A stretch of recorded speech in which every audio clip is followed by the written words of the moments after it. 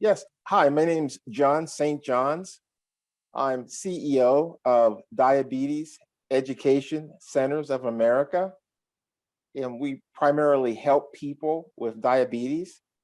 We're advocates for certified diabetes educators and endocrinologists.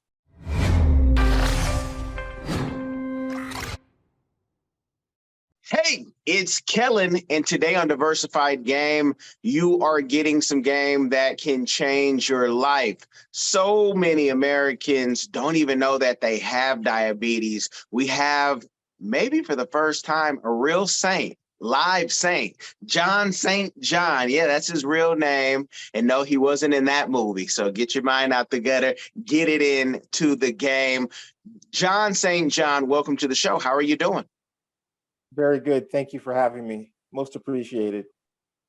Well, thank you for coming on. When I saw your email, I said, I don't think we've talked about this topic. And there is there's organizations, meaning there's business about healthcare.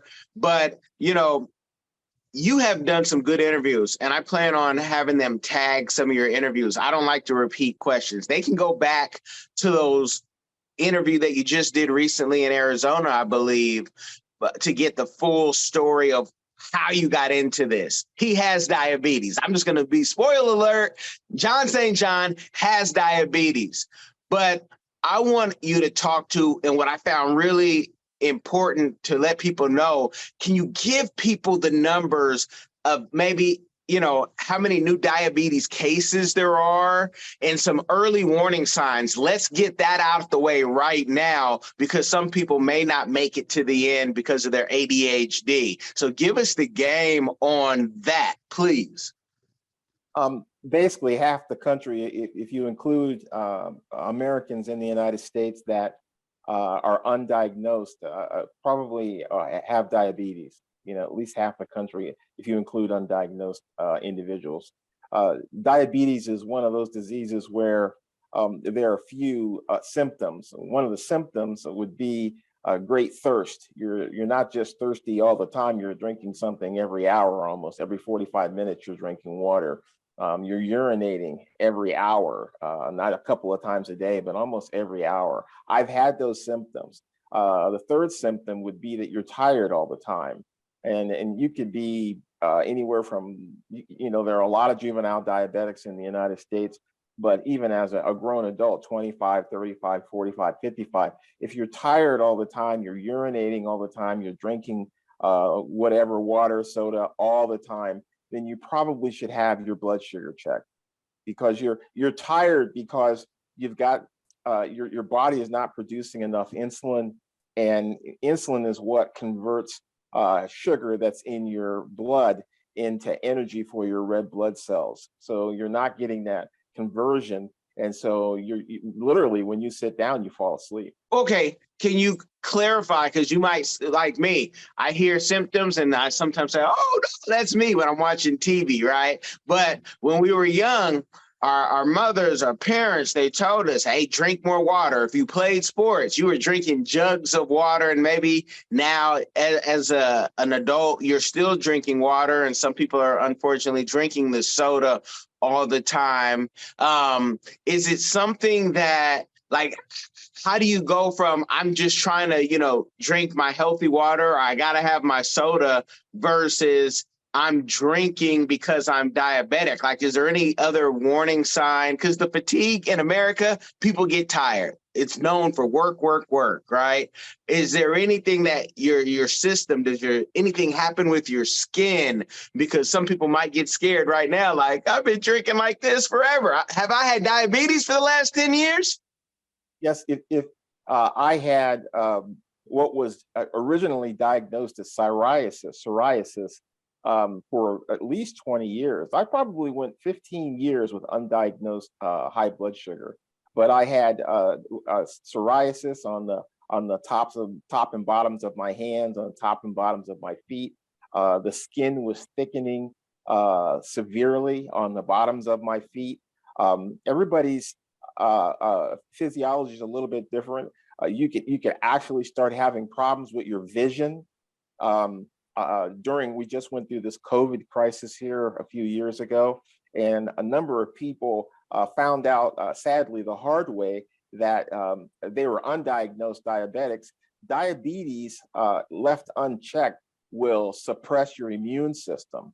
So if you're someone who runs into COVID and your immune system has been suppressed, it's only working at maybe 10 or 15%. As soon as you run into COVID, you're going to be in real trouble. And we lost an awful lot of people, including one of my family members who was a diabetic, but he did not have his blood sugar under control. His immune system was severely suppressed. And when he contracted diabetes, he was gone in a couple of days. Wow, wow, that's unfortunate. Oh, yeah. Can you tell the people, because everybody online is a guru, they are a philanthropist as well, but they hear diabetes and they say, oh no, like, they might think it's a death sentence, where some folks may have type 2 diabetes, which, can be, I am no physician. I'm married to one though. Talk about the difference between type 1 and type 2, and what can be done and what your organization is helping people do. Typically, what we want individuals to do is, number one, get their A1C checked. Your A1C is a blood draw. A lot of people, I just had an Uber ride here a couple of days ago, and I was talking to the driver, and he was telling me how he had just had a physical and that his blood sugar was fine. But you'll come to find out that if you fail to ask your primary care physician to check your A1C, and chances are you could go through a physical and not have that done. And a lot of healthcare plans ask an A1C check is an additional charge to your healthcare plan. And believe it or not, a lot of healthcare plans will not even cover an A1C check. A1C is basically a measurement of after they draw your blood, they're actually measuring the sugar molecules that are attached to your red blood cells. And that's how they can determine how well your body is managing its blood sugar. So that's very, very important, is to get an A1C check. A type 2 diabetic is someone that's typically on prescription diabetes medication, but they are not necessarily taking insulin. A type 1 diabetic has to take insulin. And you can take insulin, you can be on prescription diabetes medication, but you could still have too much sugar in your blood. And it's not just sugar in your body, it's sugar in your blood. And what happens when you add sugar to water? It thickens water. And so your blood is thicker than it should be. And when your veins and arteries are no thicker than your hair follicles typically.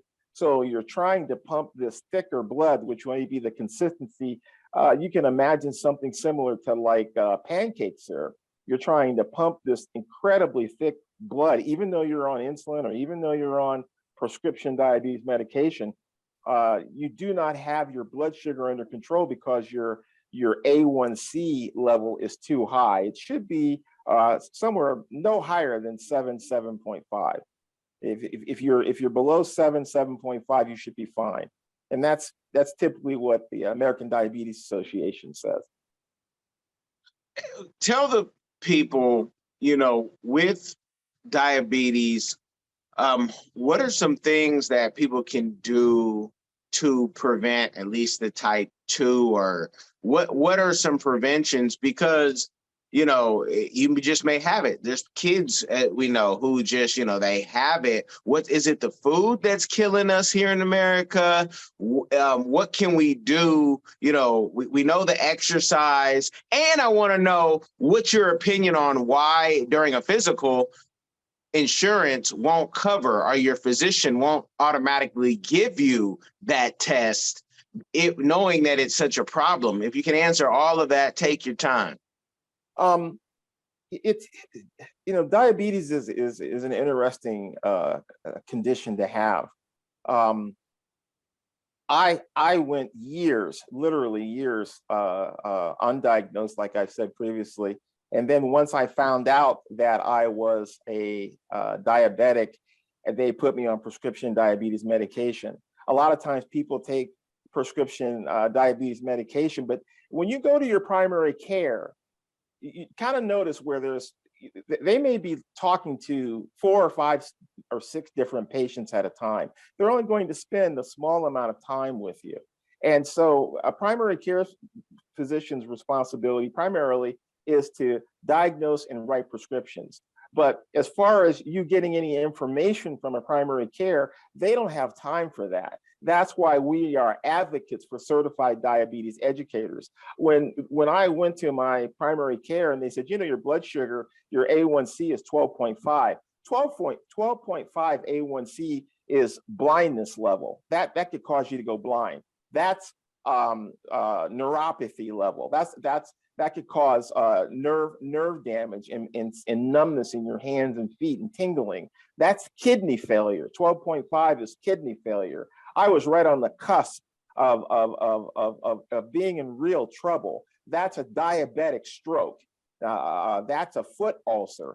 There are a multitude of health conditions that could occur to you if your blood sugar is at 12.5. So they wanted to put me on insulin, and I kind of pushed back and said, well, is there an alternative? And the alternative was they sent me to a certified diabetes educator. And she, God bless her, she basically educated me on what I needed to do in order to get that 12.5 down. And within 6 months, I went from 12.5 basically to 6.5. So I cut it in half for the most part in 6 months, just by doing what she asked me to do, which is basically I lost weight. Within the last 5 years, I've lost 65 pounds. Within the last 5 years, I've changed my diet. And most importantly, within the last 5 years, I exercise. If you make those changes, and the toughest part is diet. You notice when you go to the grocery store, all the sweets, all the candies, all the things that are going to drive your blood sugar up are right there as you're getting ready to exit the grocery store.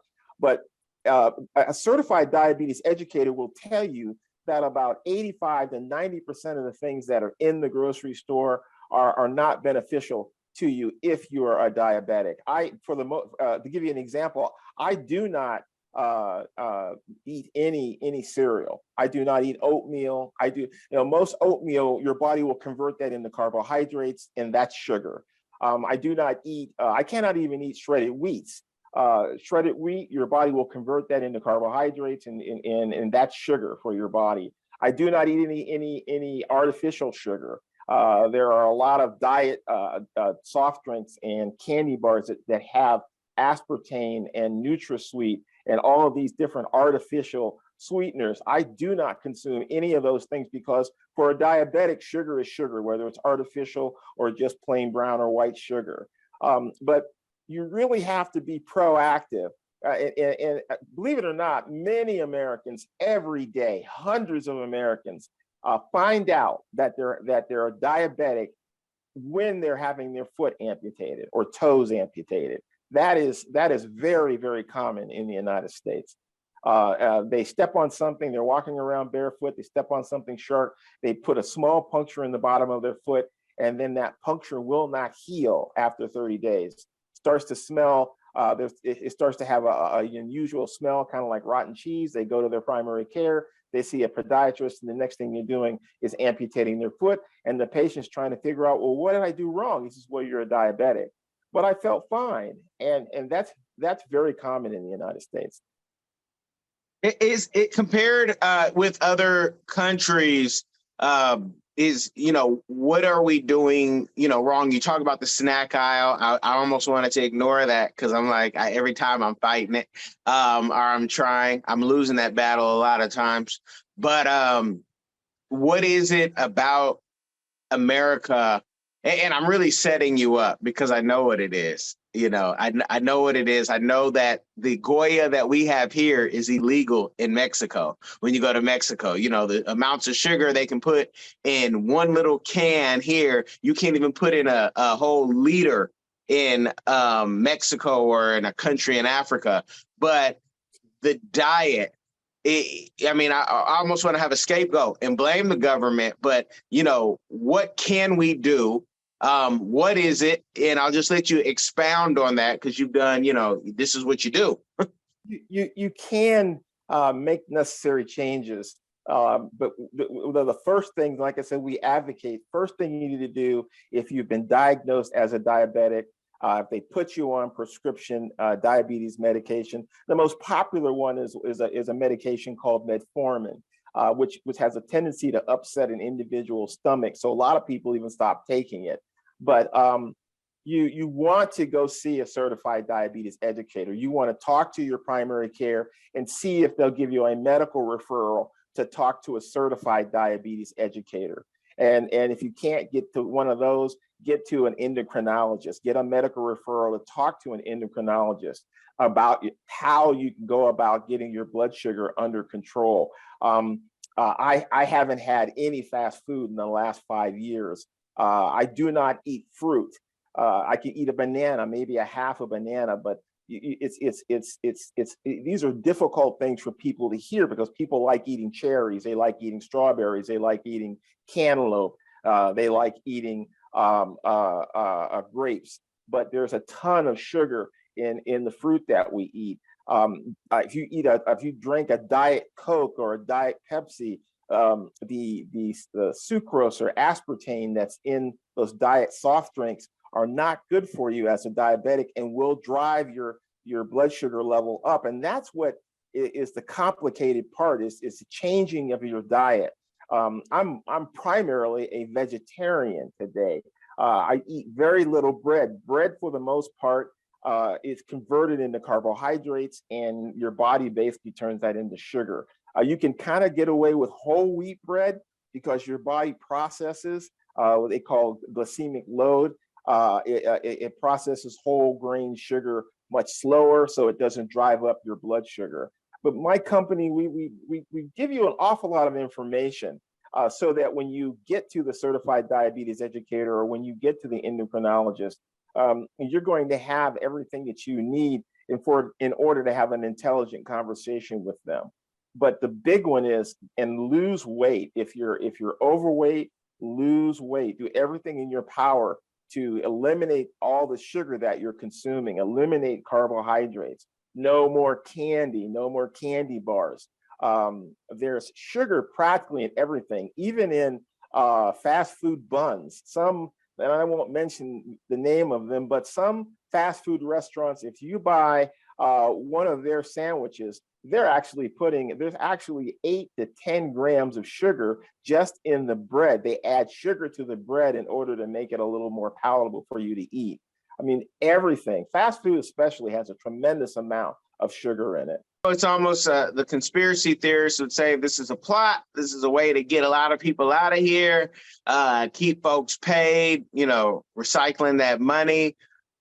Do you think that, do you think that the government are they just ignorant? Are they stupid? Are they, is this a plan to, retire some folks even early? Like, why, in your opinion, of course, do you think we haven't had changes in the food laws so we could be like, certain countries, like I have mentioned before, the Mexicos, African countries, Poland, just name a country.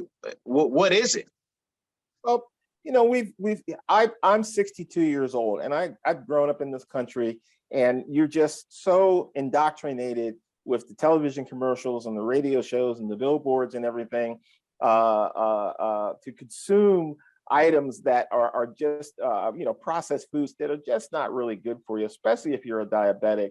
The other problem is they already know that most people that are diabetics, even if they have some of the information, are going to. It's very difficult to get people to change their diet, to lose weight, and to exercise.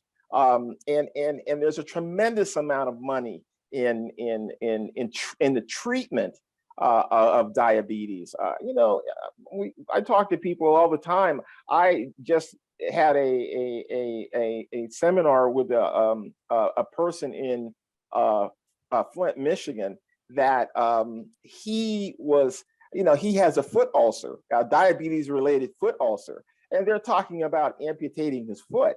And his big issue with me was, well, am I going to have to give up my gummy bears? And I said, well, it's kind of up to you. You can either keep eating the gummy bears, but they're going to amputate your right foot, or you can stop eating the gummy bears and start working on reducing your A1C, get your blood sugar under control, so that the blood flow will get to your lower extremities and heal that foot ulcer, so that you won't lose your right foot. It's really all about blood flow. But if you've got too much sugar in your blood, remember, veins and arteries are very, very small, and your heart is working overtime, and it just can't get that blood flow down to your lower extremities. And blood is everything. Your heart, your blood flow is everything.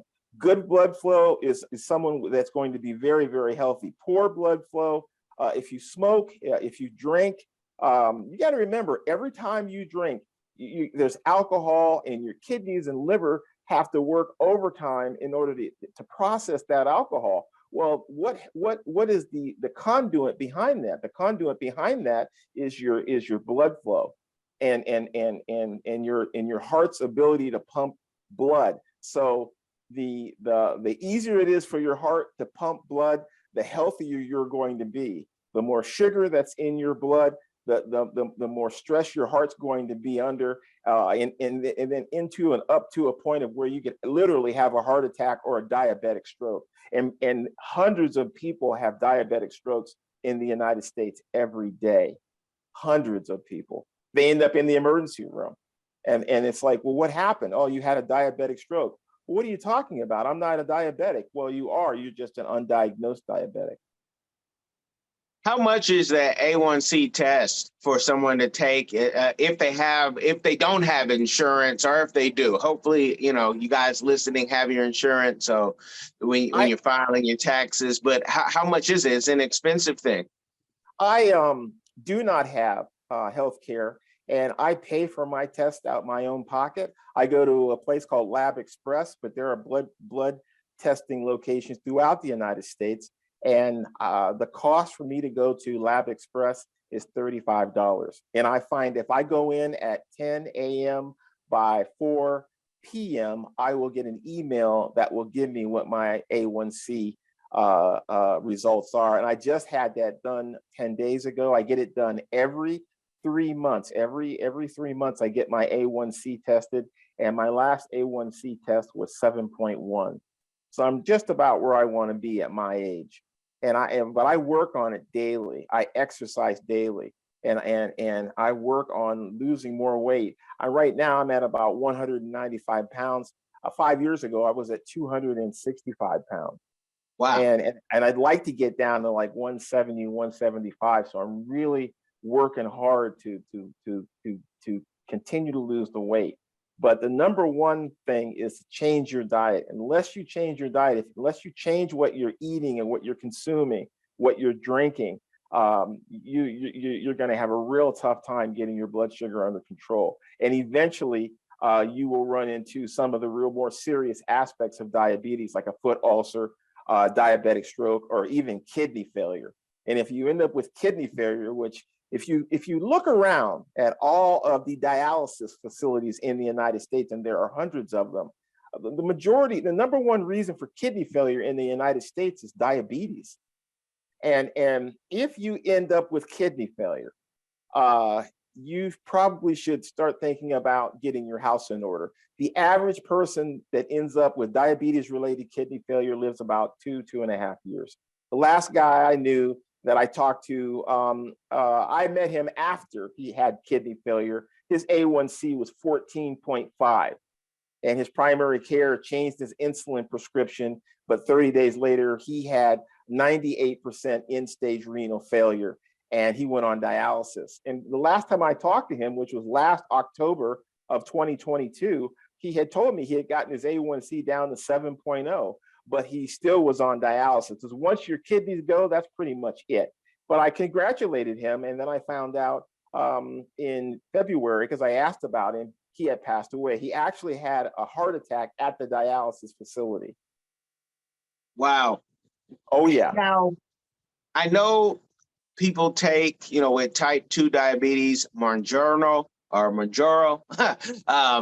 seen, people lose a lot of weight, hundreds of pounds like that. That's not necessarily for somebody with type 1, I don't believe, but you guys can ask your doctor. But people are, they're almost calling it like a miracle drug. And a lot of people are taking it who don't have diabetes because, that's how drugs work. Viagra, all that, they surprise, it works for you. It can work for everybody.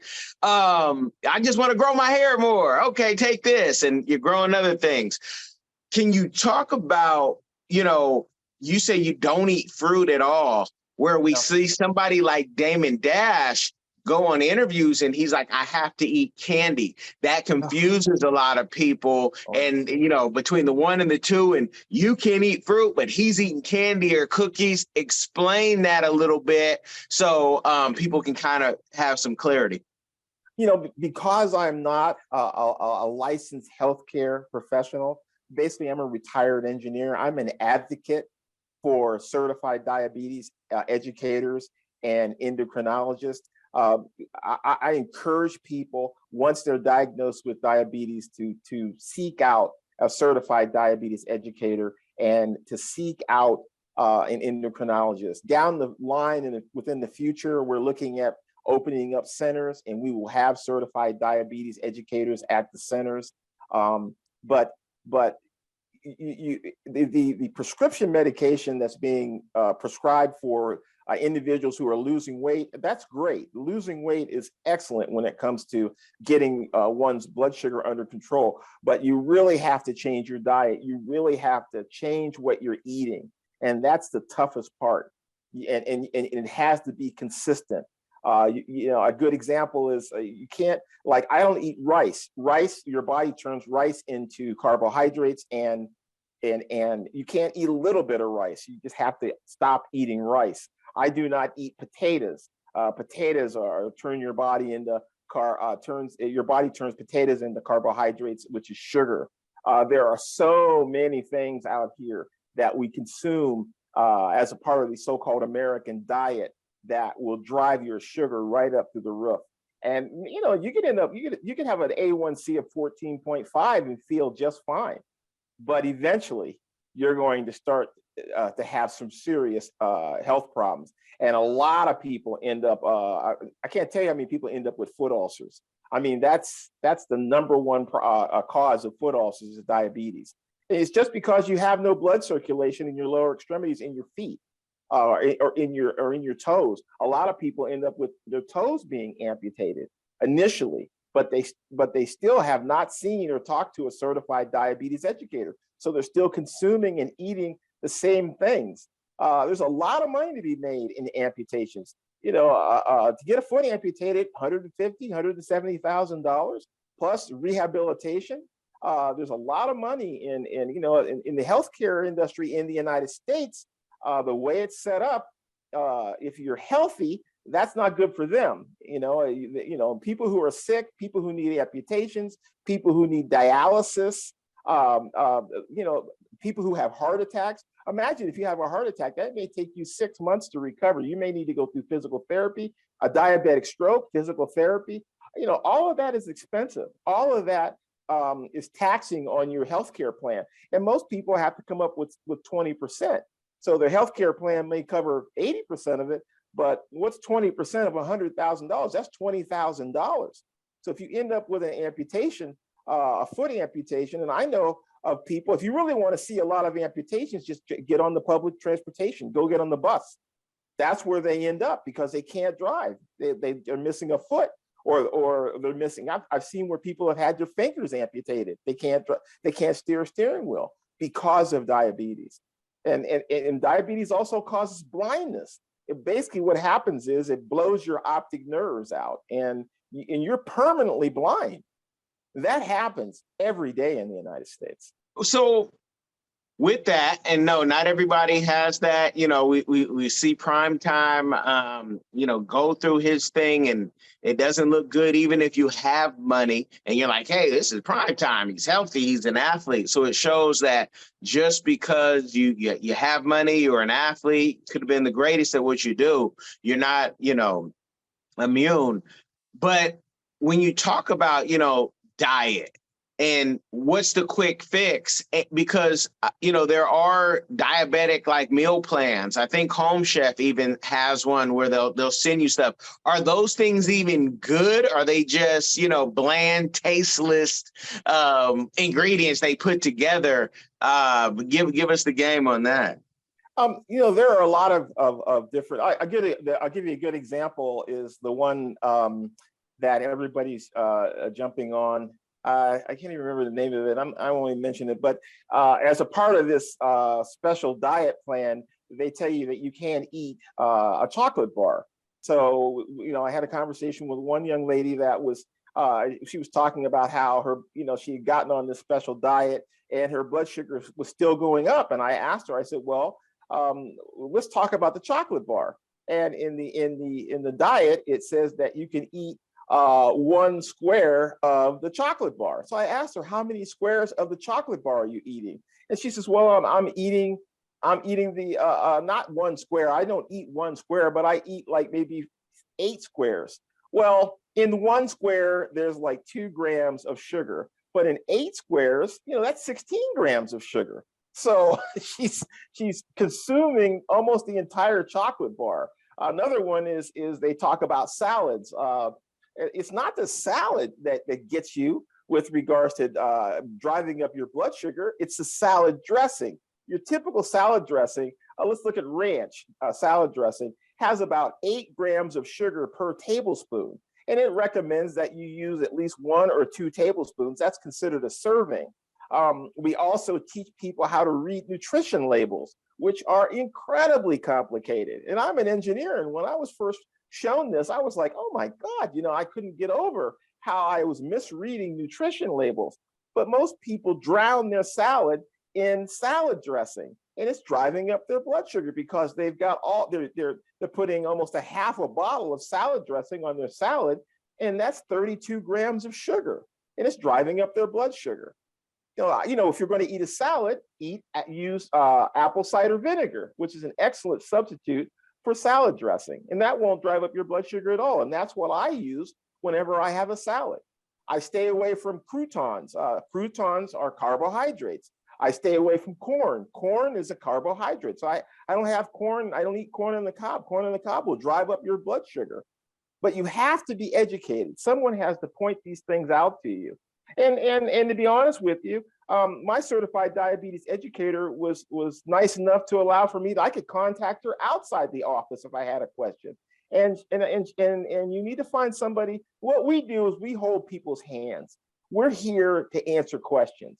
And I have enormous resources. I went and found a young lady that's a nurse practitioner here in Phoenix, Arizona, with a PhD in diabetes clinical research. And she helped me set Diabetes Education Centers of America up. Just because I was so frustrated by the lack of information, especially for people of color. Mr. Primetime, we know that he had his some toes amputated. I couldn't find anywhere where it says he's a diabetic. He just had vascular surgery, which is very, very common for people with diabetes. But when you look at like John Singleton, I think John Singleton passed away here a few years ago, and I believe he had cardiac arrest. Here's a young man that was not on top of his blood pressure. And he probably was a diabetic. And there are a number. The guy that's in the rehab facility in Chicago, Jamie Foxx. No one knows what really happened to him, but it sounds like he had a stroke. Well, with all his money, why wasn't he on top of his blood pressure? And what is his A1C? What was his A1C? Did he have a diabetic stroke? Because it's been weeks now, and we still haven't seen him really out in public. So whatever happened to him, he ended up in one of the premier stroke facilities in the country. But they're still trying, but he's still going through rehab. So even if you're exceptionally wealthy, you can end up in a world of trouble if you're not familiar with diabetes and if you're not on top of your blood pressure. I bought a blood pressure machine. I check my blood pressure every week. I check it all the time. Wow. And with that knowledge, and buying a machine and buying a special diet, um, is there any, for your organization, any package? Talk about the business side. Everybody can't just contact you and you have time to take care of everybody problem. So how do you guys work with people, intake process, ranges of prices? What services do you offer that you haven't Right, mentioned already? right now, we are strictly an advocacy organization. We do Zoom meetings with individuals throughout the United States. We do have a facility here in Phoenix, Arizona, where we do seminars for individuals that are on prescription diabetes medication. We go into companies, we do corporate consultations in order to try to educate companies, because most companies, people, their healthcare plan continues to go up every year. Their healthcare plan costs more and more money. One of the first things we do when we walk into a company is walk into their cafeteria or their break room. They may have, we walked into one here a couple of weeks ago. They've got like 10 vending machines in their break room, and all their vending machines are full of carbohydrates. There wasn't one vending machine that dispensed a bottle of water. They had a Coke machine, they had all these soda machines, they had all these potato chips and candy bars and snacks and everything that their employees were consuming. But every one of these vending machines were dispensing items that will drive up a diabetic's blood sugar. We I don't have any problem. I work on this morning, noon, and night. We're doing everything in our power it's called Diabetes Education Centers of America, because my goal is to have these centers in every location throughout the United States, in every city, so that a person can go and learn about diabetes, because right now, that's just not happening anywhere, and especially in communities of color. It's just not happening. And the sad thing is, what's happening are diabetic strokes, foot amputations, and then eventually a leg amputation. And remember, if they have to amputate your foot, you've got an awful lot of sugar in your blood. You may not even survive the surgery, and that happens an awful lot too, where a lot of people do not survive the amputation of the foot, and they pass away right on the table, because their body's under a tremendous amount of stress, and there's too much sugar in their blood, and their heart just stops, and your heart just cannot continue to pump. It's Wow. really something. Diabetes is something else. I mean, that's why we put this together, so that we can get people to really get serious about their diabetes, start getting their A1C checked. And if they have questions, I don't care if it's 4 o'clock in the morning, give us a call. We will answer those questions. And if we can't answer those questions, we will have someone, we will direct you to someone who can answer those questions. Well, you are definitely passionate about that. And he might have said 4 a.m., but please, for those who listen, he's on Arizona. He's in Arizona. Don't call him at 4 a.m. Be respectful of that. You waited this long to not or ignore your health. You can wait a few hours and let them sleep a little bit.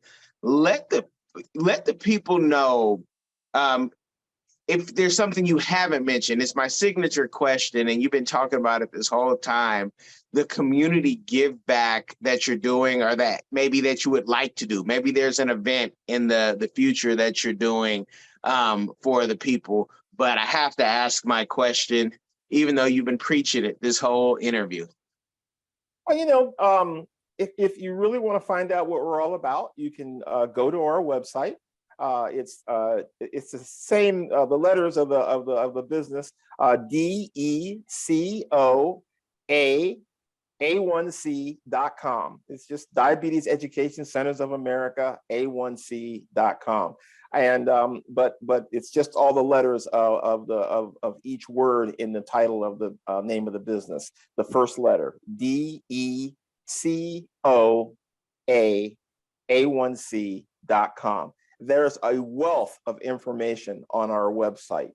And like I said, I appreciate your forethought with regards to my. I am very passionate about this, but as a diabetic, I just was so taken aback by the lack of information.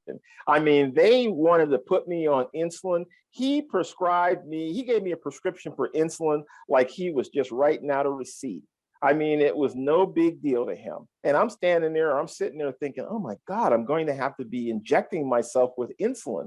That is serious, where you have to use a needle. And I hate needles. And I literally said to him, you have to give me an alternative. And you know what? He couldn't even give me one. He had to go back outside the room and consult with his colleagues. And then he came back inside the little room and said, well, we do have these diabetes centers that we could send you to, and that's what they did.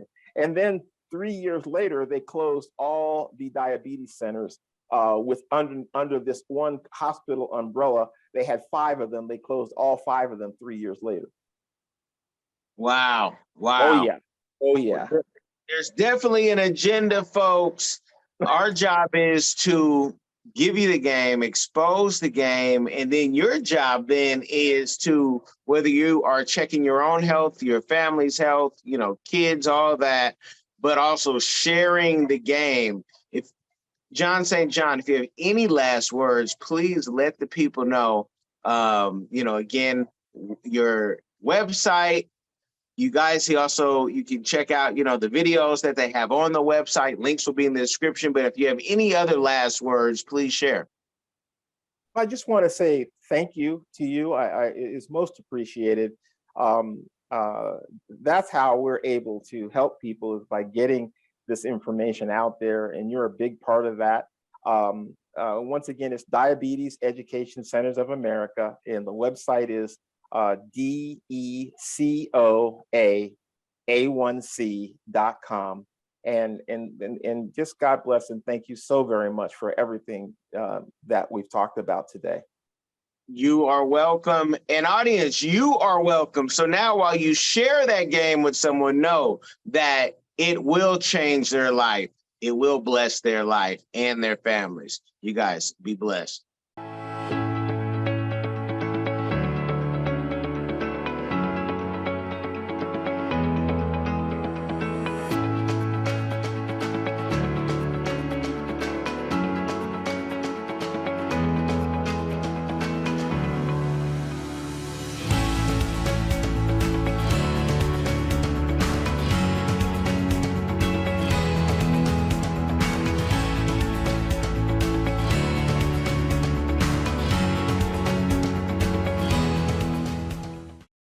Guys, I'm Kai Gabiam from the Diaspora channel, a lover of Africa. If you love Africa as well and you would love to visit one day or to relocate to Africa, there is a course out there for you. And this course is My First Trip to Africa, a course well put together by a seasoned traveler, Kellen Cash Coleman. This course is designed to prepare you to travel better, which will save you both time and money. And the great news is this course costs only $20, guys. It can't get any better. Go right now and enroll to this course at www.diversifygame.com.